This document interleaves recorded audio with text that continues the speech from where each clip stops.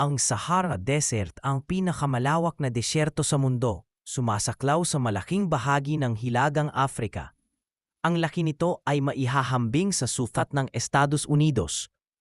Kilala ito sa matinding init na umaabot madalas sa 50 degrees Celsius, 122 degrees Fahrenheit o higit pa sa araw, at sa napakababang pagulan, halos walang nakikitang halaman. Ngunit bukod sa init at buhangin, mayroon din itong mga nakamamanghang oasis na may malinaw na tubig, mga kakaibang pormasyon ng bato, at isang mayamang kasaysayan na puno ng mga kwento ng sinaunang kalakalan at nomadic na pamumuhay. Nakatira rin dito ang iba't ibang hayop na bihirang makita tulad ng fennec fox at addax na nagpapakita kung paano nabubuhay ang wildlife sa ganoong kalupit na kapaligiran.